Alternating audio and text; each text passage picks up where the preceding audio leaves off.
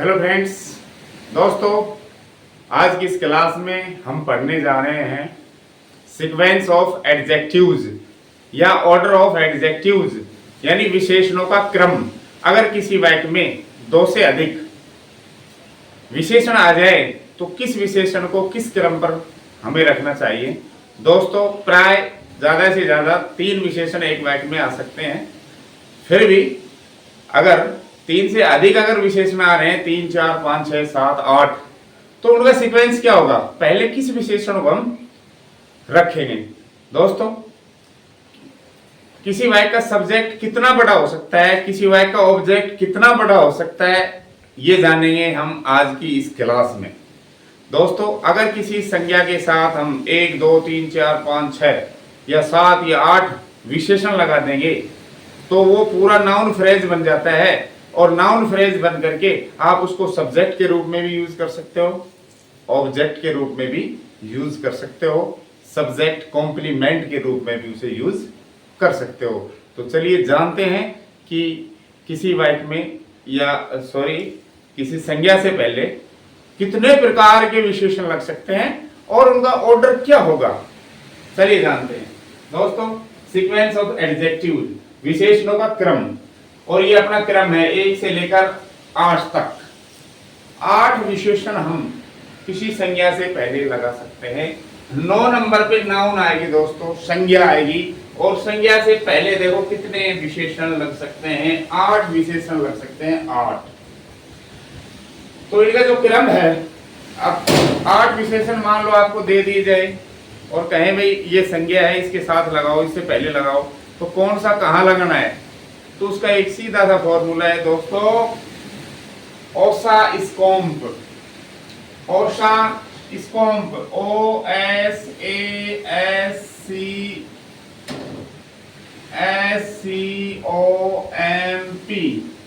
दोस्तों, ये है अपनी शॉर्ट ट्रिक और इसको हम पढ़ने जा रहे हैं विस्तार से।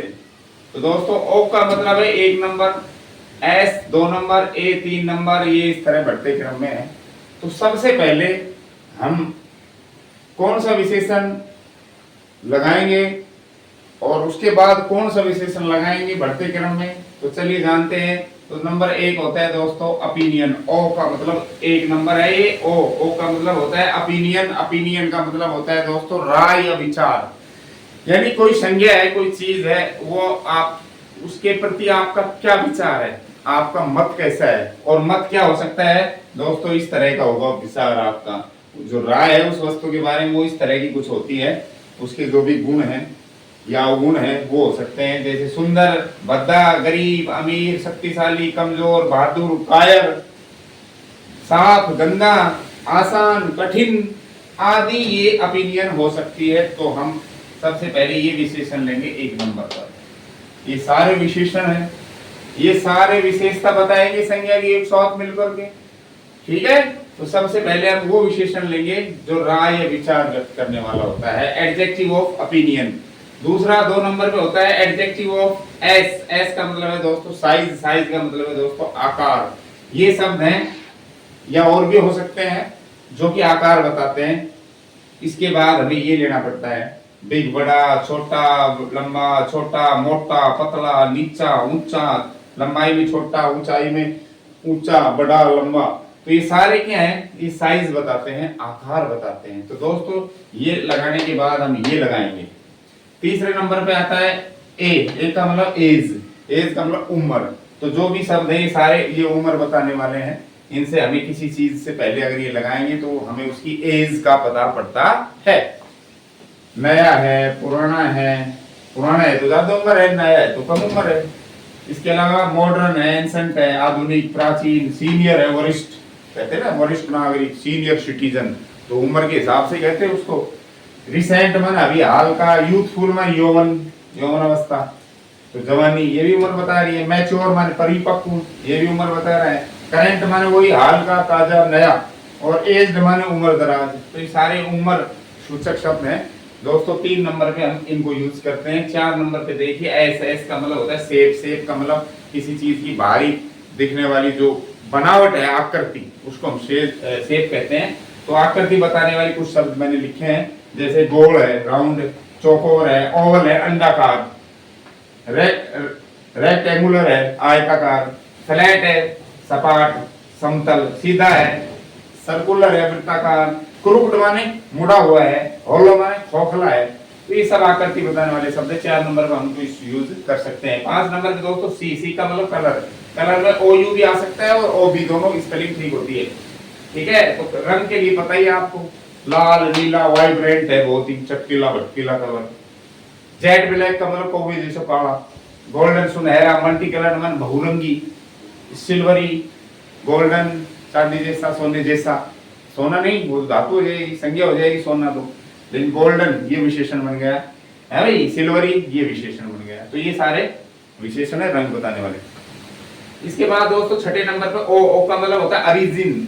अरिजिन का मतलब होता है उत्पत्ति। उत्पत्ति का मतलब होता है कोई वस्तु का जन्म स्थान कौन सा है, किसी वस्तु का मूल स्रोत, जन्म स्थान कहाँ का है, मूल कहाँ है या उत्पत्ति स्थान ये कहाँ बनी थी।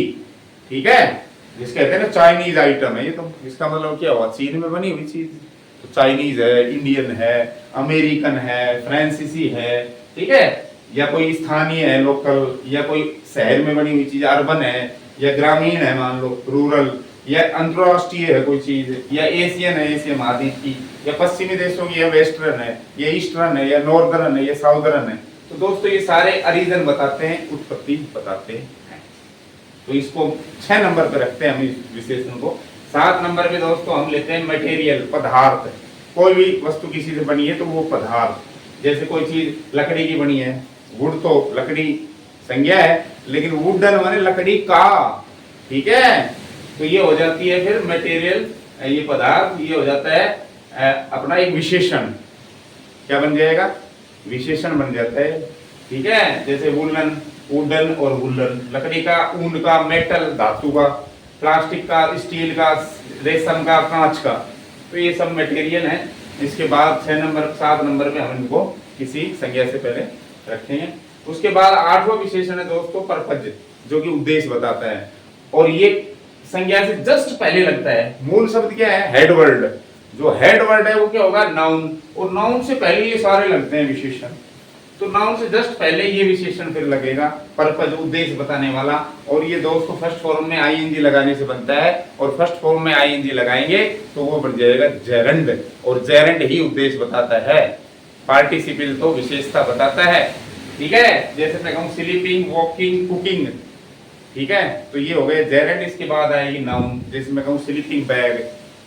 ठीक है, स्लीपिंग बैग सोने वाला, मतलब सोने वाला बैग, यानी बैग नहीं सोता, यानी बैग फॉर स्लीपिंग, सोने के लिए बैग, उद्देश्य बताया जा रहा है। मैं कहूँ वॉकिंग स्टिक, तो इसका मतलब ये नहीं चलने वाली लकड़ी, लकड़ी थोड़ी चलती है। इसका मतलब स्टिक फॉर वॉकिंग, चलने के लिए लकड़ी, उद्देश्य बता रहा है। कुकिंग, मैं कहूँ कुकिंग यूटेंसिल है, पकाने वाले बर्तन, बर्तन थोड़ी पकाए जाते हैं, बल्कि पकाने के लिए बर्तन है, तो उद्देश्य बताया जा रहा है। तो दोस्तों आईएनजी वाले शब्द है जो पर्पज बताएगा, पी 8 नंबर पे और संज्ञा से पहले लगता है। तो दोस्तों अगर वैसे मूलतः 3 विशेषण ही किसी संज्ञा से पहले हम लगा सकते हैं। फिर भी अगर हमें ज्यादा विशेषण लगाना हो, नाउन फ्रेज बनाना हो, संज्ञा से पहले 2, 3, 4, 5 विशेषण लगाएंगे तो नाउन फ्रेज बन जाता है। तो हमें ये पैटर्न काम में लेना पड़ता है। ओसा स्कॉम्प ध्यान रखना, ओसा स्कॉम्प, फिर शॉर्ट ट्रिक है, भूलने की आवश्यकता नहीं होगी। तो दोस्तों ये इन सारों को मिलाएंगे तो ये सब्जेक्ट भी बना सकते हो, इसको ऑब्जेक्ट भी बना सकते हो।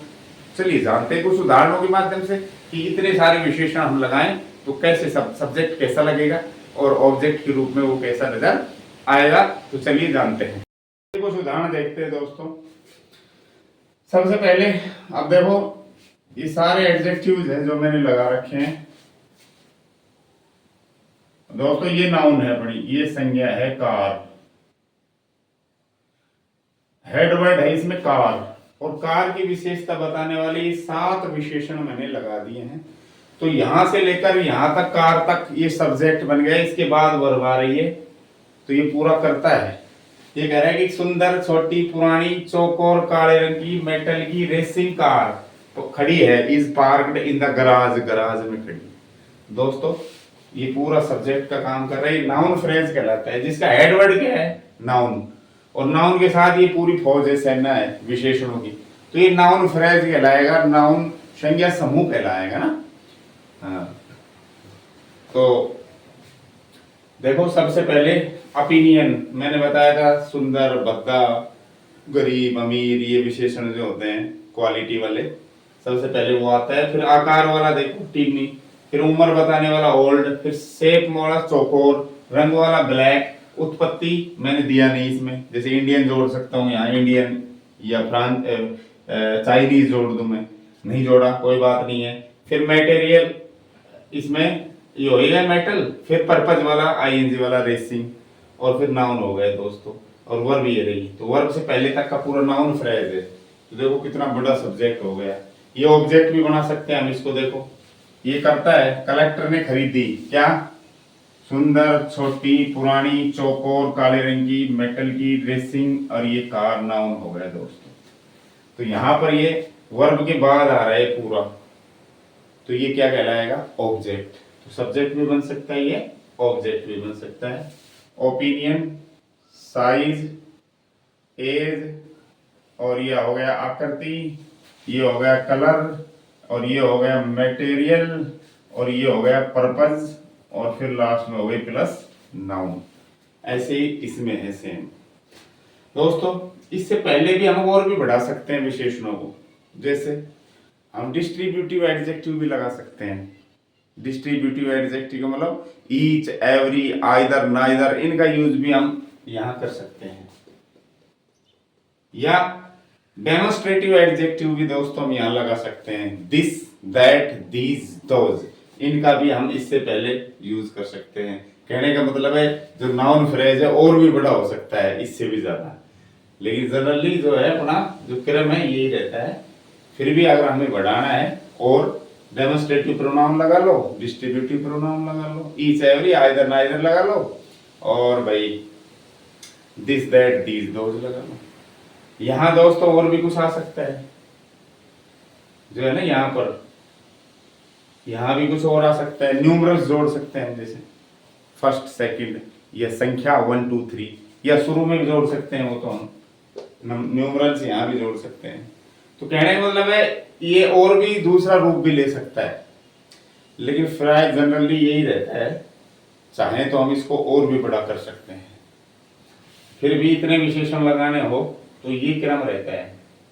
अब जरूरी नहीं कि सारे विशेषण हो सकता है पहला, पांचवा, चौथा, पांचवा ही हो, या 4 5 6 ही हो। तो ये याद होना चाहिए।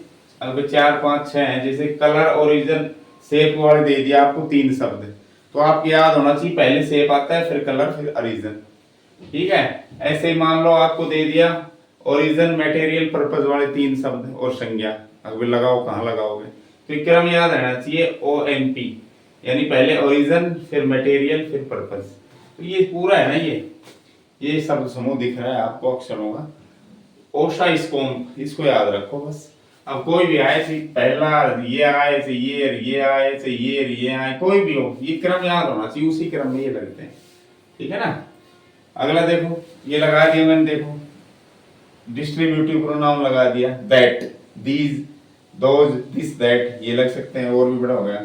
फिर देखो विशेषण आ गया ना, ओपिनियन हो गया, फिर साइज हो गया, फिर एज हो गई, फिर शेप हो गया, फिर कलर हो गया, फिर ओरिजिन हो गई, फिर अपना मटेरियल हो गया, फिर अपना जेरेंड हो गया भाई। ठीक है, पर्पज मान लो, और ये फिर नाउन हो गई भाई प्लस। तो ये पूरा सब्जेक्ट बन गया अपना, एक शब्द और बढ़ा दिया। ठीक है, आगे वर्ब आ गई। तो दोस्तों ये है अपना सीक्वेंस ऑफ एडजेक्टिव्स। ऐसे ही विभिन्न प्रकार के एडजेक्टिव का यूज करके आप नाउन फ्रेज बना सकते हैं, जिसका सब्जेक्ट के रूप में, ऑब्जेक्ट के रूप में आप काम में ले सकते हैं। तो आज के लिए इतना ही। आशा करता हूँ ये वीडियो आपको अच्छा लगा होगा। अच्छा लगा तो लाइक करें, शेयर करें, चैनल को सब्सक्राइब नहीं किया है तो सब्सक्राइब करें। Thank you for watching this video.